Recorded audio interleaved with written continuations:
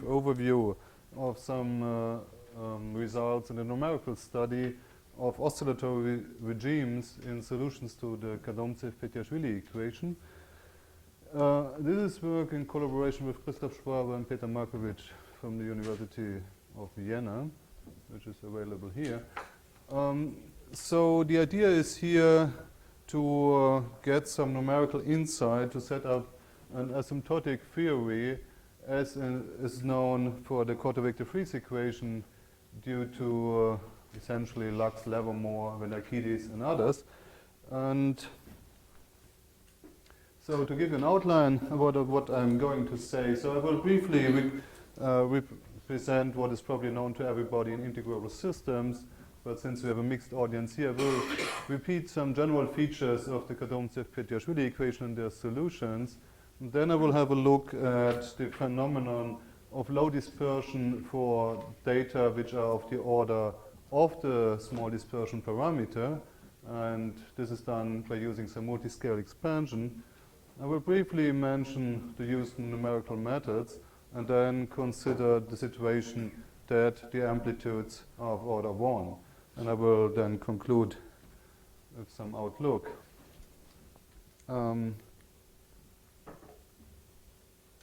So the Kadomtsev-Petviashvili equation was found in the 70s as some two-dimensional or 2 plus 1 dimensional generalization of the Kadomtsev-Petviashvili equation, which is here.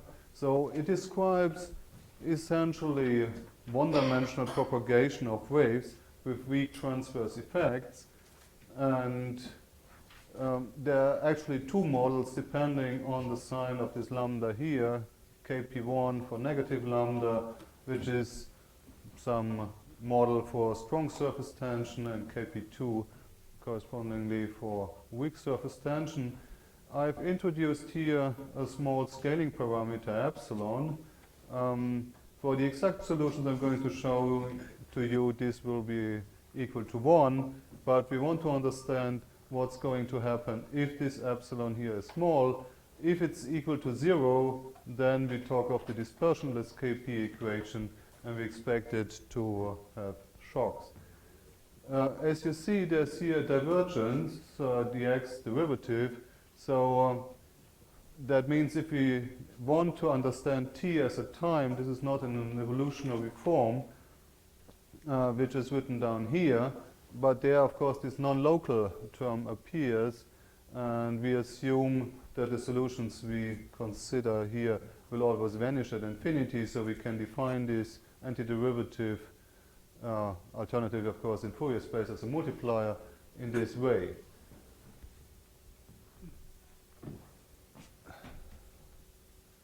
So this non-local term we have here implies if we integrate the Kp equation over the whole x-axis, this implies that this integral here must vanish, and there will be a more detailed talk on this by Professor So I will be very brief on that. I just showed a picture. The idea is if the initial data do not satisfy this constraint, then still one can solve the equation, but then, as was shown in this paper here, then you find that for arbitrary small times, the solution will satisfy this constraint, and it does it in the following way. So if you start here with some Gaussian initial data, which obviously does not satisfy the constraint, then after very small times we have here this well structure forming, which is infinitely extended, and it's such that the integral over it just compensates this effect of the central hump here. So the solution is then not smooth in time at the initial surface. If this constraint is satisfied, then the Cauchy problem will have a smooth solution.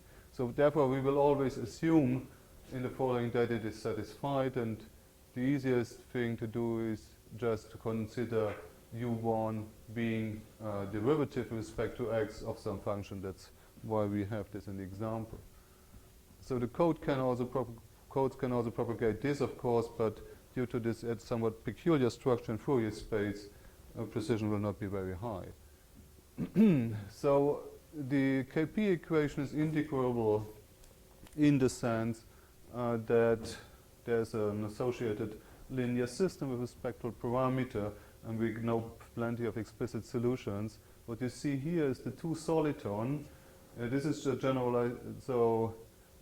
this is a generalization of the KdV soliton. You see this KdV structure here, this X type structure, and it's now infinitely extended in this direction, and it's exponentially localized in the other direction.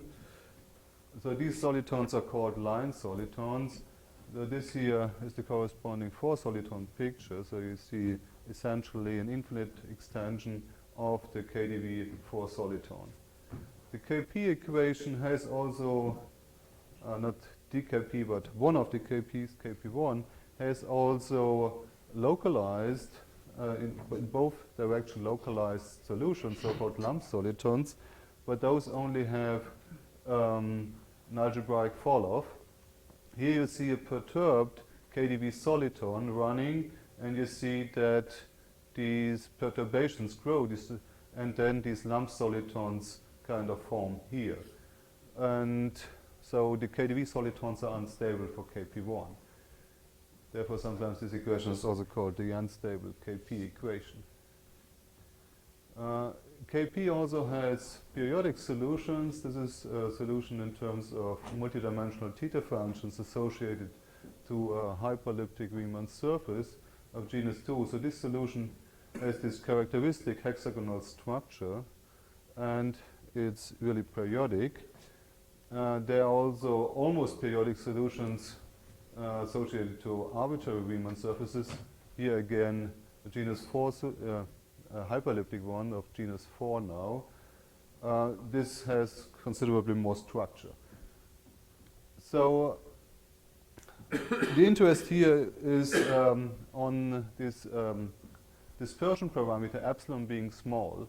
So we use some initial data which are subject to this constraint, and one of the effects of this non-local term in the KP equation is that in general, if you start with initial data which are in some Schwarzian space of rapidly decreasing functions, for arbitrary small times, that will not stay in this Schwarzian space. You will get power law tails towards infinity, and unless an infinite number of conditions is satisfied, as for these lump solitons, and this means that if you work with Fourier methods, which was what we are going to do, you face always Gibbs phenomena and unwanted periodicity issues. So that in practice we can deal with this. It just means we have to take a larger computational domain than we would have to in the KdV case. So we consider here, to satisfy this constraint, some derivative of something localized, and introduce and consider initial data of this form here multiplied with an epsilon, and make this concrete ansatz, which has several scales. We have here fast coordinates in the exponent, x over epsilon, t over epsilon, and no y over epsilon. We just want to have rapid modulation in the x direction. And then we have here some Galilean shift. So these are the slow coordinates x and y. And what you find if you enter with this ansatz into the KP equation, that we must have also a very slow time to take care of nonlinear terms.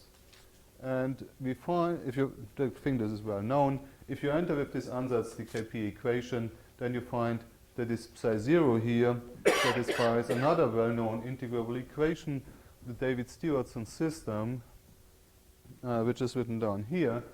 And this is some generalization of the nonlinear Schrödinger equation, the cubic nonlinear Schrödinger equation, that you see if there's no y dependence, you can integrate the second part, and you find that phi is proportional to the absolute value of psi 0 squared, and this term disappears, and you see that it's just the nonlinear cubic Schrödinger equation. And this gives, so to speak, what is well known, that for the same model, so to speak, for KdV gives the modulation of the oscillations via the NLS equation. And for the example we have here, this is the absolute value squared. I'm not sure it's very well to be seen. We have initially a very localized pulse, and then it quickly disappears, and you get small ripples here, which are not very well recognizable. So there is some weak oscillation in the amplitude, but the main oscillation is of course due to it's also not very well seeable. This is the Kp equation. I just consider Kp2 here to have an elliptic operator in the second equation for Davis-Stewartson. What you find is the following. Yeah? In blue you see here on the x-axis this Kp solution, which I've shown. This has no symmetry with respect to this point here. The green one, this is the asymptotic solution built from the solution to the Davis-Stewartson equation and these exponential oscillatory terms. And you see this preserves, this is just the first order term in the multiscale expansion, preserves the symmetry of the initial data with respect to the origin. So this doesn't give, this is for epsilon equal to 0.1, so the approximation of this asymptotic behavior is not exciting. But you see it's in fact biggest, there's a difference between these two I've shown you before, is biggest on the x-axis, where I've shown it to you. It gives already a satisfactory description. If we calculate it for several values of epsilon, there should be a logarithm here missing. You find that the difference scales with epsilon to the power 5 over 2, and that is actually what you expect for from a result for the KdV equation and the relation to the NLS equation, which was given by Schneider. We're considering this with some Sobolev approach. And so we find the predicted convergence. So just briefly, so what are we doing? We want to resolve in these oscillations rather steep gradients. So we can effectively deal with a Fourier approach for the spatial coordinates. For these power law tails will stop you from reaching the standard spectral accuracy if you would aim at it. For the time integration, we use some fourth order method using some exponential integrators. In the paper, we have used some integrating factor method. Actually, now we found that exponential time differencing is much more efficient. So I won't enter details of these. I think there are several talks in this conference by Hochbrook, Matthews, and probably others. So just to summarize, so we go to Fourier space, then our equation has this form. The U is then in our case, some matrix, and in Fourier space, this C is just then a diagonal operator, and we have the nonlinearity here, which is of lower, which is a convolution in Fourier space. But the important thing is, since there's a C squared, an epsilon squared in this term, here you would first think that probably this problem is not stiff, but the fact is that we have rather high frequencies to resolve these oscillations, so it turns out that this problem is stiff, and so what we were using in first place was, this is just the generalization of Trefetton's code, just rewrite the equation with this integrating factor here and use this as a new dependent variable. Or what proves to be better is to use equidistant time steps, integrate the equation with the integrating factor, and then use some approximation of this integral. So what I was mainly using is this Cox-Matthews approach in this implementation a la Kadomtsev-Petviashvili with contour integrals, however in a somewhat improved way due to Thomas Schmelzer. So just to show you what normally is taken to test such situations, as I showed you, there are a lot of exact solutions known, so one is tempted to use just one of them to test the quality of a code. The problem is that except for the trivial KdV soliton, which does not test any Y dependence, the line solitons all hit your computation domain at an angle, so you have strong Gibbs phenomena. The same problem is with the problem of the lump soliton is that it has only algebraic fall-off, and the only solution which kind of fits really in a periodic setting is this hyperelliptic solution of genus 2. The problem is you have to arrange the period in a way that it exactly fits in your computation domain, and there's exactly up to rescalings just one such solution. And for this example, you find, I've just done this here for these two schemes so far, you find fourth order convergence if you plot here the L2 norm of the error over the time step. The picture changes if you do this for data of order 1 and small epsilon. As was shown in the work by Hochbruch and Ostermann, these schemes I'm considering here are not of fourth order in what they call a stiff region. The problem is this was done only for parabolic equations. This equation here is not. So it's not obvious whether one can directly apply it, or one cannot directly apply it. But what I find here is that there is a transition in this case in convergence. So this is for some reference solution which is calculated with a high resolution and time. And in this region, the slope is just 2.5. That is what is predicted in this Hochbruch-Ostermann paper for this Cox-Matthews scheme. The integrating factor method did not really converge there and goes then to fourth order. So it's intended to use more schemes to see what is then the most efficient. What we want, however, to understand first is what happens in the dispersionless case. So we expect something like shock formation, and so for initial data of this form, I use here a dissipative regularization, because if there's a shock, the code would just break down. What you see here is the formation of these power law tails, and of course we compute in a much bigger domain. And you see here that there are these gradients forming, as in the case of the Hopf equation, or this is here more Burgers. So this is the gradient here, and you see that for the example, we have very localized gradients. They are biggest on the x-axis, and you also see that the power law tails are here. So due to the mass transfer from this central region to the tails, we have a much bigger gradient where the tails are, and a slower one as we would have in KdV case here. And we expect that in this region, the full KP equation will show oscillation, and that's what you will find here. In this region of strong gradient, this dispersive term, this third derivative, leads to these oscillations. There are much smaller oscillations in this region. And actually, the situation is very similar in the case of KP2. There the tails are in the other direction, and therefore the oscillations are kind of suppressed here, but we have very strong oscillations there. Here just the situation of KP1 and KP2 compared on the x-axis.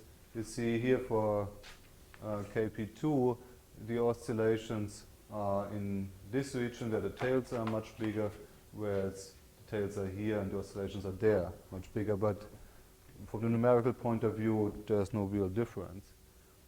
If you go to smaller value of epsilon, these are just the two oscillatory zones, then we get much more rapid oscillations.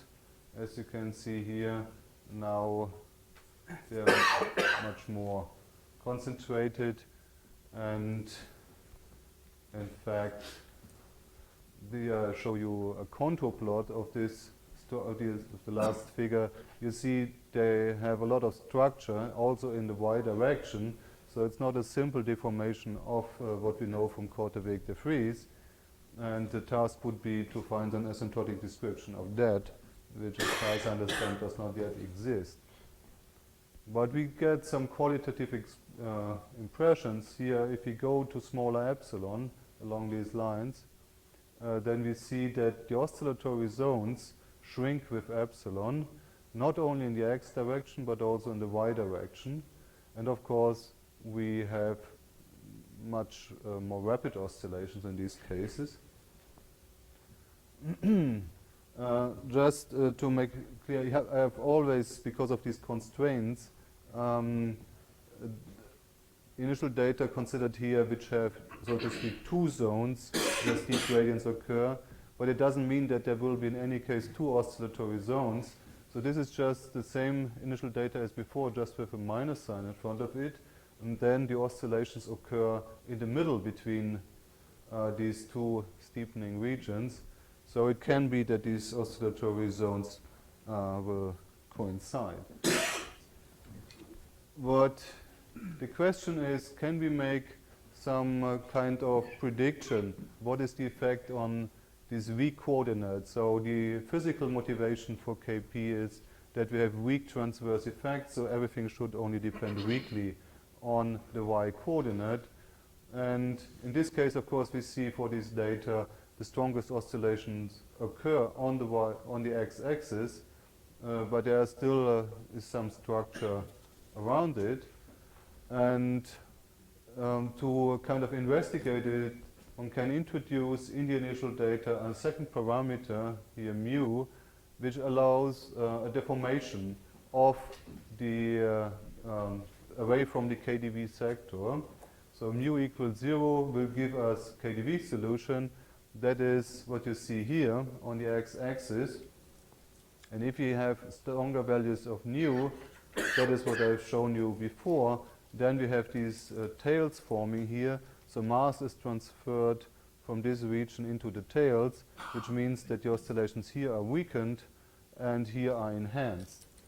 And if we go to a completely unphysical case, that there's a very strong y dependence and comparatively weak x dependence, then these tails completely take over and there are virtually no oscillations here. And this is the only case we had here where these echoes show up due to this periodicity condition. Just showing this, otherwise there was no big effect of these. But the picture kind of leads you to conjecture that there are not generic shocks in DKP. So you could arrange initial data which are so strongly y-dependent that they have no shocks. And I'm not sure how well this is understood. There's some work by Rosanova on that. Just to conclude, we also studied generalized KP equations, so where you have higher nonlinearities here. And of course, this also leads to oscillations. We have, again, these tails. The oscillations are now less harmonic than in the KP case. And it's known that for higher values of this n here, the solutions will even have blow up, and that we would like to study as well. So just to conclude, so the idea is that one now finds an asymptotic description for these KP oscillations based on Widom equations and some theta functional formulas. Probably it's best to look first at simplified initial data, maybe step-like solution as in the original work by Gurevich and Petviashvili for the KdV equation. We also would like to understand analytically, it's clear, but also to get some numerical approach to blow up in generalized KP solutions, and we would like to compare more numerical methods to see what is the most efficient approach in this context. Yeah, thanks for your attention. Okay. Any questions? Stefanos. I think you mentioned that the oscillatory domains shrink with epsilon. Does this suggest that in the limit epsilon going to 0, there are no oscillatory regions? No, I just think there should be something like this rhythm region in KdV.